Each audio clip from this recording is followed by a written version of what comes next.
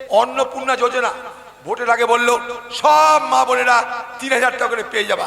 আরে বাপ রে বাপ, মা বোনেরা ভাবলো যাক আর আমাদের চিন্তা নাই, এবার আমাদের ঘরে সব অভাব কেটে যাবে। যেই ভোট পার হয়েছে বলছে অন্নপূর্ণা যোজনা দেবো তো, কিন্তু 13 পাতার ফর্ম ফিল আপ করতে হবে। এবার 13 পাতার ফর্ম ফিল আপ করতে গিয়ে মানুষের জীবনের নাকাল। ফর্ম যদি ফিল আপও হলো, এবার তার নাম কাটা শুরু হয়ে গেল। এখানকার মা বোনেরা কজন আপনারা 3000 টাকা করে পেয়েছেন আমাদের হাত তুলে বলবেন। আগামী দিনে কজন মহিলা বাংলার অন্নপূর্ণা যোজনা 3000 টাকা সুবিধা পেলেন, আমরা তাদের তালিকা তৈরি করতে চাই। কারণ আপনাদের তালিকার মধ্যে দিয়ে বিজেপি পার্টির মিথ্যা প্রতিশ্রুতির প্রমাণ মানুষের কাছে আমরা তুলে ধরবো। বাচ্চারা মিড ডে মিলে খাবার খেবে। এই মিড ডে মিল শুরু হয়েছিল দক্ষিণ ভারত থেকে। দক্ষিণ ভারতে কামরাজ কংগ্রেসের তার আমলে শুরু হয়েছিল মিড ডে মিল। বাচ্চাদের স্কুলে ডিম দেওয়ার ব্যবস্থা হলো। ইউপিএ সরকারের আমলে আমরা পার্লামেন্টে আইন চালু করলাম যে রান্না করা খাবার দাও স্কুলে স্কুলে বাচ্চাদেরকে। কারণটা কি? বাচ্চারা স্কুল ছেড়ে চলে যাচ্ছে, স্কুলে থেকে তারা ড্রপ আউট করছে, এনরোলমেন্ট তাদের থাকছে না, স্কুল থেকে পালাচ্ছে তারা। ফলে তাদেরকে স্কুলে রাখতে হবে। যদি আজকের বাচ্চাদের স্কুলে রাখতে না পারি আমরা, ভবিষ্যতে তারা সুনাগরিক হবে না, শিক্ষিত নাগরিক হবে না। তাই আমরা কি করলাম? বাচ্চাদেরকে রান্না করা খাবার দেওয়ার ব্যবস্থা করলাম। মনমোহন সিং এর সরকার কুকড মিল, রান্না করা খাবার চালু করলো স্কুলে স্কুলে।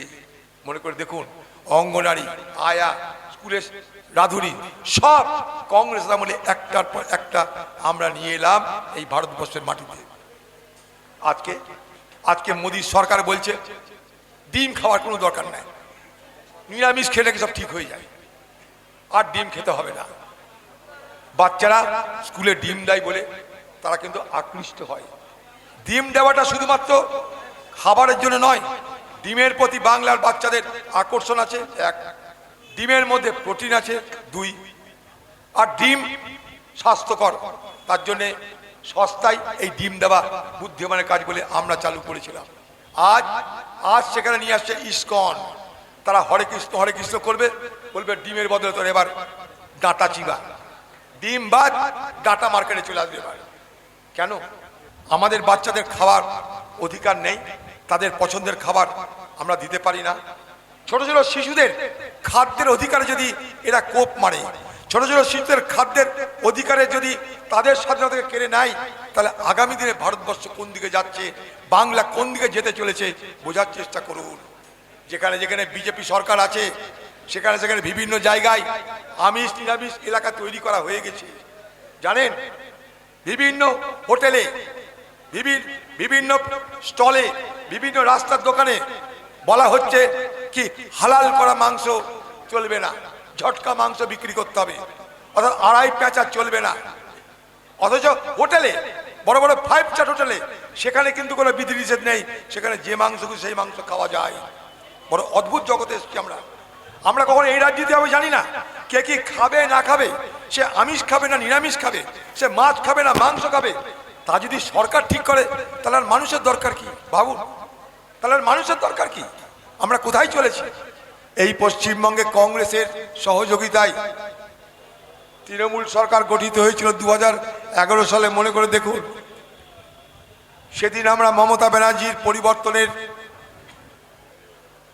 স্লোগানকে সমর্থন করেছিলাম, কারণ কংগ্রেস বরাবর বৃহৎ স্বার্থের কথা ভাবে। কংগ্রেস দল কোনো সংকীর্ণ স্বার্থের দ্বারা পরিচালিত হয় না বলেই সেদিন আমরা নিজেরা কেউ বলিনি বাংলার মুখ্যমন্ত্রী আমাদের করতে হবে, বরং আমরা বলেছিলাম আগামী দিনে বাংলার মুখ্যমন্ত্রী মমতা ব্যানার্জি হোক, কংগ্রেস তাকে সমর্থন করবে। আমার আজও মনে আছে 2011 সাল, আমি তখন ভারতবর্ষের পার্লামেন্টের এমপি। একদিন পার্লামেন্টের মধ্যেই সোনিয়া গান্ধী নিজের যে আলাদা ঘর ছিল, তিনি নেত্রী ছিলেন আমাদের, সেখানে আমাকে ডেকে পাঠালেন। উনি আমাকে বললেন, তুমি তো বাংলার এমপি, বলো পশ্চিমবঙ্গে আগামী নির্বাচনে আমাদের কি করা উচিত। বামপন্থ সরকার আমাদেরকে সমর্থন করেছিল, কিন্তু আমেরিকার সঙ্গে দেশের স্বার্থে আমরা চুক্তি করতে গেছিলাম, ইন্দো ইউএস নিউক্লিয়ার ডিল, অর্থাৎ ভারত সঙ্গে আমেরিকা পারমাণবিক চুক্তি সম্পাদন করতে চেয়েছিলাম আমরা আমাদের দেশের অগ্রগতির স্বার্থে। ডক্টর মনমোহন সিংয়ের সেই ঐতিহাসিক চুক্তি ভারতবর্ষের মানুষ আজও মনে রেখেছে এবং মনে রাখবে, কারণ এটার কতটা প্রয়োজন ছিল ভবিষ্যৎ প্রজন্ম আরও বেশি করে বুঝবে। সেদিন ভারতবর্ষের ইউপিএ সরকারের উপর থেকে সমর্থন প্রত্যাহার করে নিয়েছিল বামপন্থীরা। সরকার তখন সংখ্যালঘু সরকারে রূপান্তরিত হবার মতন জায়গায় পৌঁছে গেছিল। সেই সময় তৃণমূলের পক্ষ থেকে সমর্থন করা হয়েছিল ইউপিএ সরকারকে। সোনিয়া গান্ধী যখন আমাকে জিজ্ঞেস করলেন, আমি তখন বললাম যে কংগ্রেস সমর্থন করবে মমতা ব্যানার্জিকে। কংগ্রেস দলের পক্ষ থেকে মমতা ব্যানার্জিকে সমর্থন করে পশ্চিমবঙ্গ থেকে বামফ্রন্টকে ক্ষমতা থেকে অপসারণ করবার অত্যন্ত জরুরি প্রয়োজন। দায়িত্ব নিয়ে বলছি আপনাদের এই কথা। পশ্চিমবঙ্গে মমতা ব্যানার্জিকে 2011 সেই নির্বাচনে দিল্লির কংগ্রেস, সোনিয়া গান্ধী থেকে আরম্ভ করে যত কংগ্রেসের নেতৃত্ব সবাই মন খুলে আন্তরিকতার সঙ্গে তাকে দুহাত ভরে সহযোগিতা করেছিল। মমতা ব্যানার্জি যা যা লাগে সব কেন্দ্রীয়ভাবে কংগ্রেস পার্টি তাকে সরবরাহ করেছিল।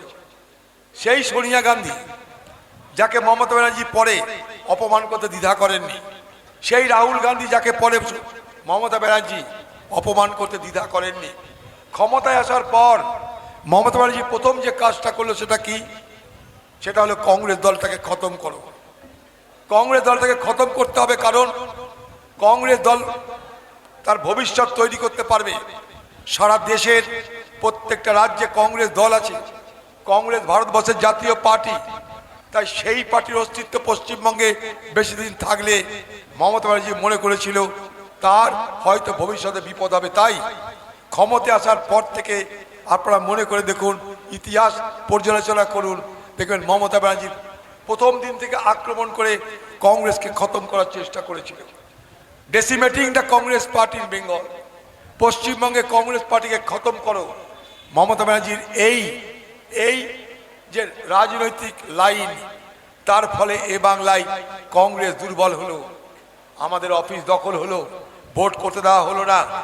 আমাদের এমএলএদেরকে ভয় দেখিয়ে, প্রলোভন দেখিয়ে খরিদ করে নেওয়া হলো। গোটা প্রশাসন তৃণমূলের হয়ে দালালি করতে আরম্ভ করলো। আমরা পঞ্চায়েত ভোট করতে পারলাম না, আমরা মিউনিসিপ্যালিটির ভোট করতে পারলাম না। কিন্তু খেয়াল করে দেখেছেন কি, সেই সময় বিজেপি পার্টির ভোট করতে কোনো অসুবিধা হয়নি। শুধুমাত্র খেয়াল করে দেখবেন। উদাহরণ দিচ্ছি আপনাদের, 2018 সাল পশ্চিমবঙ্গে পঞ্চায়েত নির্বাচন হয়েছিল। 20,000 আসনে তৃণমূল পার্টি বিনা প্রতিদ্বন্দ্বিতায়, বিনা লড়াইয়ে তারা জিতেছিল। তার কারণ 20,000 আসনে কংগ্রেস কোনো প্রার্থী দিতে পারেনি। আরো ভালো করে বলা যায়, কংগ্রেসকে প্রার্থী দিতে দেওয়া হয়নি, প্রার্থীপদ জোর করে কেড়ে নেওয়া হয়েছে। ভোট যেখানে হয়েছে সেখানেও এই ব্যালট বক্স গুনতি হয়েছে বিডিও অফিসে চুরি করে, বাটপাড়ি করে। কিন্তু লক্ষ্য করে দেখবেন, বিজেপির কিন্তু সেদিন কোনো অসুবিধা হয়নি। কোনো বিজেপির ক্যান্ডিডেটকে কিন্তু তার নাম প্রত্যাহার করার জন্য চাপ দেওয়া হয়নি। কোনো বিজেপির কর্মীর উপরে কোনো হামলা হয়নি। খেয়াল করে দেখবেন আপনারা। অর্থাৎ কংগ্রেসকে খতম করো, তাতে বিজেপি যদি পশ্চিমবঙ্গে ফলে ফুলে প্রস্ফুটিত হয়, দুশ্চিন্তার কারণ নাই। এই ছিল মমতা ব্যানার্জির তৃণমূলের লাইন। খেয়াল করে দেখুন খালি, পশ্চিমবঙ্গের আগে বামপন্থীরা ছিল, ভোট হয়তো করতে দিত না আমাদেরকে। ভোটের দিন মারামারি হতো, সংঘর্ষ ছিল, অস্বীকার করছি না। বামেদের সঙ্গে আমাদের সংঘর্ষ ছিল, মারামারি ছিল, লাঠালাঠি ছিল, জেল খাটা ছিল, সব ছিল। কিন্তু আমরা চলাফেরা করে রাজনীতি করবার সুযোগটা পেতাম। জ্যোতিবাবু এবং বামফ্রন্ট 34 বছর পশ্চিমবঙ্গে ক্ষমতায় ছিল। 34 বছর ধরে তা যদি মনে করত যে কংগ্রেস পার্টির নামও নিশান মিটিয়ে দেব, হয়তো পারত। তারা তা করেনি। করেনি মানে খাতির করেছে তা নয়। জ্যোতিবাবুরা, বামপন্থীরা আমাদের খাতির করেছে কথা বলবো না, তারা এই জন্যই করেনি। তারা মনে করেছিল বিরোধী শক্তি হিসাবে কংগ্রেসকে প্রয়োজন। কংগ্রেস যদি না থাকে বিরোধী শক্তি হিসাবে, পশ্চিমবঙ্গে আরেকটা শক্তি উত্থান হবে, তার নাম সাম্প্রদায়িক আরএসএস, বিশ্ব হিন্দু পরিষদ, বিজেপি। সেদিন তারা বুঝেছিল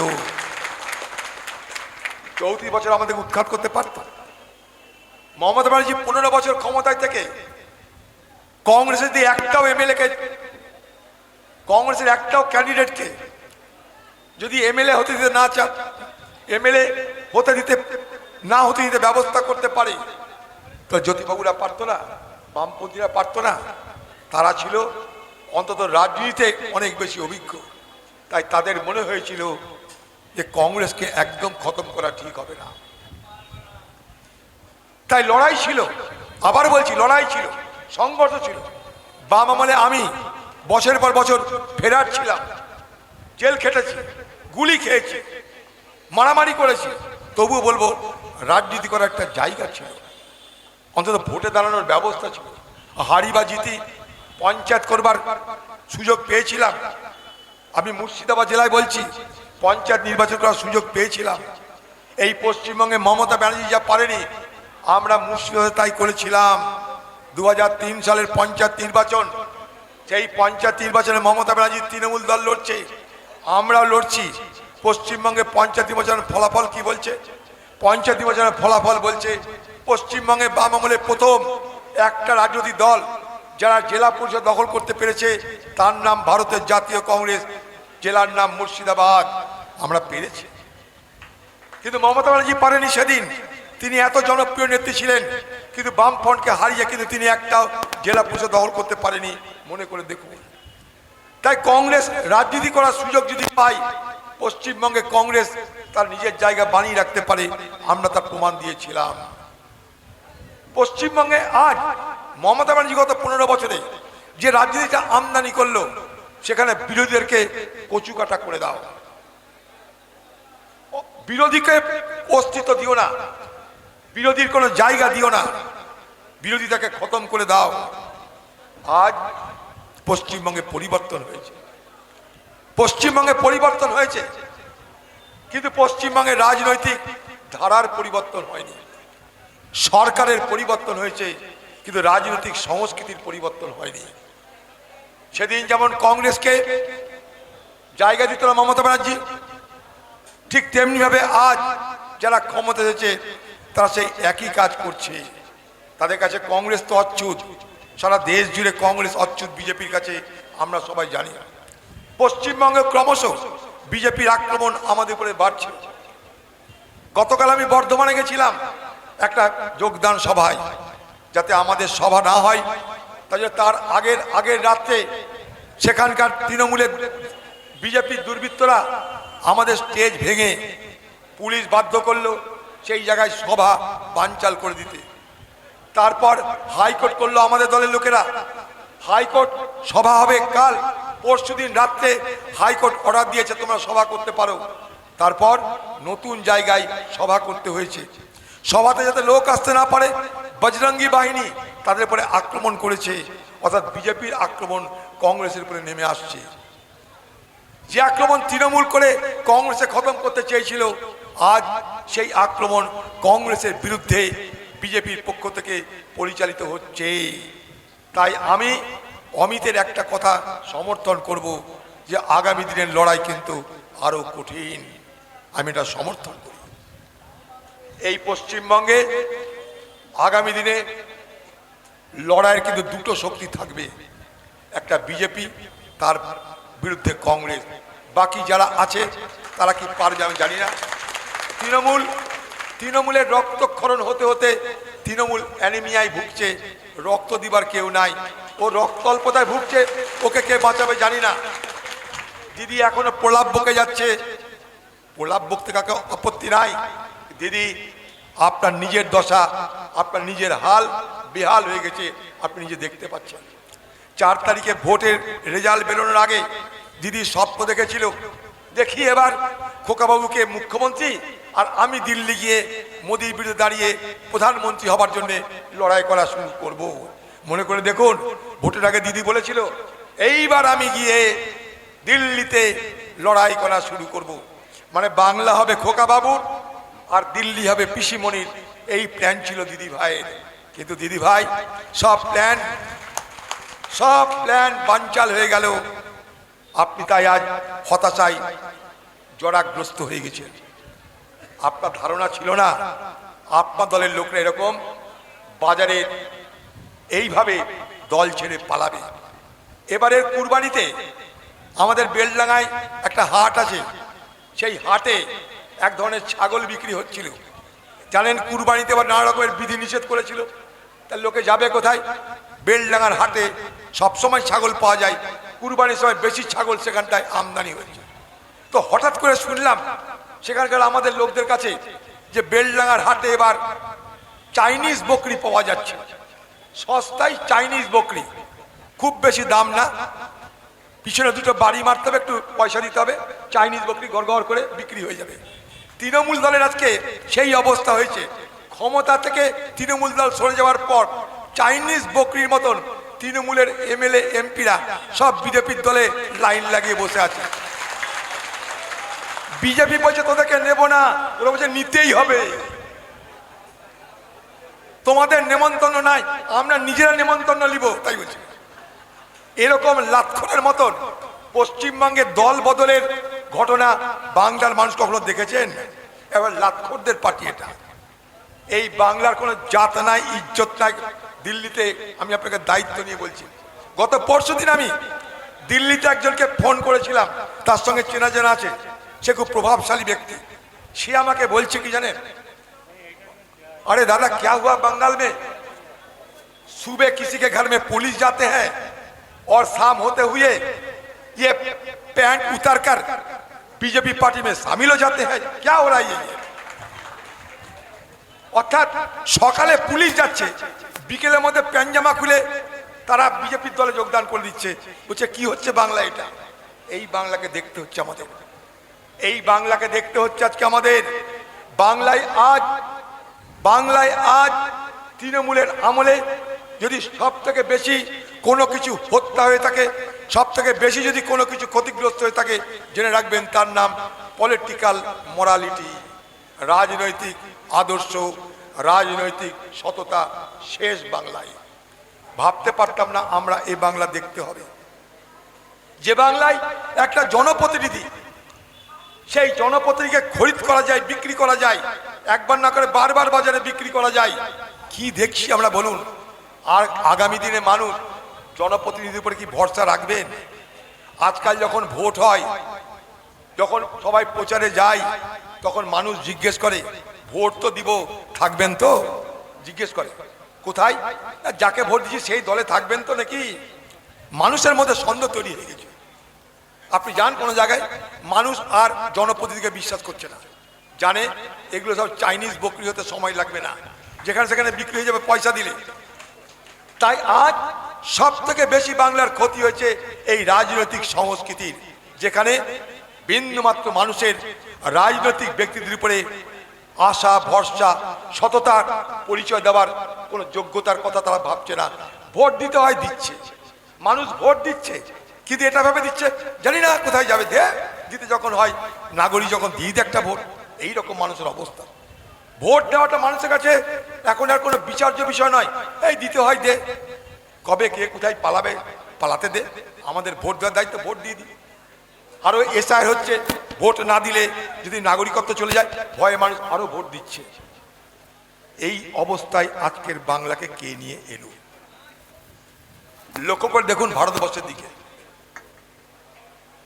এই ভারতবর্ষে এই মোদি ক্ষমতা আসার পর মোদি সরকারের যতগুলো জনবিরোধী নীতি, জনবিরোধী পদক্ষেপ, যদি কোনো দল নেতৃত্ব দিয়ে সেই জনবিরোধী পদক্ষেপের বিরোধিতা করে থাকে, তার নাম জাতীয় কংগ্রেস। অস্বীকার করতে পারে কেউ? আজকে ভারতবর্ষে যেটা হয়েছে সেটা এই, এখানকার মানুষ বিচার করুন। ভারতবর্ষে আজকে যেটা হয়েছে, যে পরিস্থিতিতে দাঁড়িয়েছে আজকে আমরা ভারতবর্ষে, একমাত্র বিজেপির জনবিরোধী সাম্প্রদায়িক রাজনীতির বিরুদ্ধে যদি কোনো দলকে ভারতবর্ষের মানুষ বিশ্বাস করতে শুরু করেছে, তার নাম ভারতের জাতীয় কংগ্রেস। আমি দায়িত্ব নিয়ে বলছি আপনাদের। মুর্শিদাবাদ জেলা থেকে আমি রাজনীতি করি, অন্যান্য জেলাতেও যাই।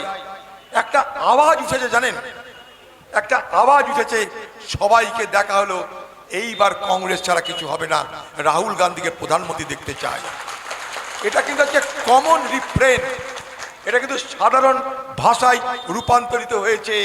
হ্যাঁ, এই বাংলায় আজকে ভোটারদের সাধারণ ভাষায় রূপান্তরিত হয়েছে, সাধারণ স্লোগানে রূপান্তরিত হয়েছে। কমন রিফ্রেনের নাম আগামী দিনে মোদি হটে রাহুল গান্ধীর নেতৃত্বে দেশ চলুক, তাহলে দেশ বাঁচবে, এটা মানুষ ভাবছে। অবাক লাগছে আমাদের, যেখানেই যাচ্ছি মানুষ সব বলছে এবার কংগ্রেসে যোগদান করব। এখানেও তাই দেখলাম, গতকাল বর্ধমানে তাই দেখেছি। 13 তারিখে মুর্শিদাবাদে সভা করেছি এসআইআর এর বিরুদ্ধে, হাজার হাজার মানুষ। আমাদের তো পয়সা নাই, আমাদের তোলাবাজ পার্টি নয়, আমরা তো কোথায় কাটমানি খাই না, পয়সা কোথায় পাবো? তৃণমূল ক্ষমতায় থেকে স্বভাব খারাপ করে দিয়েছে মানুষের। আগে যখন আমরা রাজনীতি করতাম ট্রাকে করে লোক নিয়ে আসতাম, রুটি তরকারি খাওয়াতাম। এখন সব বলে না, বাসে যাব, বিরিয়ানি দিতে হবে, যাতায়াতের খরচা দিতে হবে, তবে মানুষ সমাবেশে যোগদান করে, সভায় যোগদান করে। এই সংস্কৃতি মমতা ব্যানার্জি নিয়ে এলো বাংলায়। আর আমাদের মতন বিপিএল পার্টির 12টা বাজি দিল মমতা ব্যানার্জি। এখন আমাদের ক্ষমতা হয় না লোকজনকে নিয়ে আসার, কারণ অত খরচ কই আমাদের পিছনে কোনো শিল্পপতি নাই, আমাদের পিছনে কোনো কাটমানি নাই, আমাদের পিছনে কোনো হারামের পয়সা নাই। তাই মানুষ যারা আসে স্বেচ্ছায় আসে। এই যে আপনারা এসেছেন সব স্বেচ্ছায় এসেছেন, আমি দায়িত্ব নিয়ে বলতে পারি, এখানে অমিতের পয়সা খরচ করার ক্ষমতা নাই। আপনাদের মনে হয়েছে যাওয়া উচিত, তাই আপনারা এসেছেন। এটা অনেক বড় পাওনা আমাদের, এটা অনেক বড় পাওনা।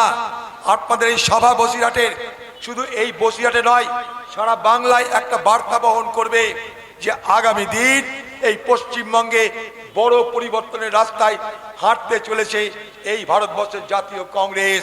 পরিবর্তন হয়তো হয়েছে, বাংলায় পরিবর্তন হয়েছে, মমতা গেছে, বিজেপি এসেছে, অবশ্যই পরিবর্তন হয়েছে, কিন্তু পরিবর্তনের সাথে সাথে প্রত্যাবর্তনের পদধ্বনি এ বাংলায় আমরা শুনতে পাচ্ছি, দেখতে পাচ্ছি।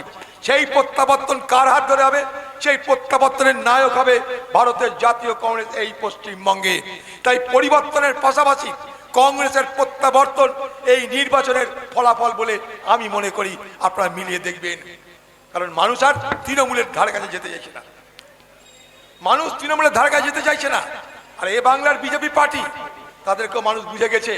ভোটের আগে অনেক বড় বড় কথা বলা হয়েছিল, ভোটের আগে অনেক বড় বড় কথা বলেছিল, অনেক বড় বড় প্রতিশ্রুতি দিয়েছিল। ভোটের আগে বলা হয়েছিল সোনার বাংলা হবে, সোনার বাংলা হবে, রূপার বাংলা হবে, হীরের বাংলা হবে, কোনো অভাব থাকবে না, কোনো অভাব থাকবে না, পোলাও বিরিয়ানি কোনো অভাব থাকবে না বাংলায়। চাকরির অভাব নাই, শিল্পের অভাব নাই, শুধু একবার বিজেপিকে নিয়ে এসো, একবার ডবল ইঞ্জিন সরকার তৈরি করে দাও। ডবল ইঞ্জিন সরকার তো এসে গেছে। ডবল ইঞ্জিন সরকার এখন কি বলছে? বলছে এবার তোমরা তোমাদের গাড়ির ইঞ্জিনে ইথানল ভরো, E20 ইথানল ভরো, অর্থাৎ পেট্রোল আস্তে আস্তে হটিয়ে দিয়ে ইথানল ভরো তোমাদের গাড়িতে। আমরা সেই ইথানলওয়ালা ইঞ্জিন নিয়ে এসেছি। এই ইথানলের ইঞ্জিন ভরতে গিয়ে একের পর এক গাড়ির 12টা বাজছে। আজকে বাধ্য করাচ্ছে মানুষকে পেট্রোল পাম্প থেকে ইথানল নিতে। 2023 সাল থেকে চালু হয়েছে এই ইথানল ভরার প্রক্রিয়া। আজকে বাধ্য করা হচ্ছে এই পেট্রোলের মধ্যে ইথানল মিশিয়ে, যার কোনো বৈজ্ঞানিক পরীক্ষা নিরীক্ষা করা হয়নি ভারতবর্ষে। গাড়ি আমাদের ইঞ্জিন তার জন্য উপযুক্ত নয়। ফলে কি হচ্ছে? ইঞ্জিন খারাপ হয়ে যাচ্ছে। ফলে কি হচ্ছে? ইঞ্জিনের আয়ু কমে যাচ্ছে। ফলে কি হচ্ছে? 1 লিটার তেলে যতদূর আগে যেত এখন যেতে চাইছে না গাড়ি, কারণ ডবল ইঞ্জিন সরকার চলে এসছে। এ সরকার বলছে পেট্রোলের ব্যবহার চলবে না, ইথানলের ব্যবহার করো। আপনার ইচ্ছায় আপনি কোন গাড়ি চড়বেন, কোন তেল ব্যবহার করবেন, সেটাও ভারতবর্ষের বিজেপি সরকার ঠিক করে দিচ্ছে। এই ইঞ্জিন যদি চলতে থাকে এ বাংলায় আগামী দিনে কি হবে বুঝতেই পারছেন। এখনই ইঞ্জিনের হুকে আমরা অস্থির। এমন ইঞ্জিন এলো বাংলায় যে ইঞ্জিনের হুকে এখনই অস্থির। বলছে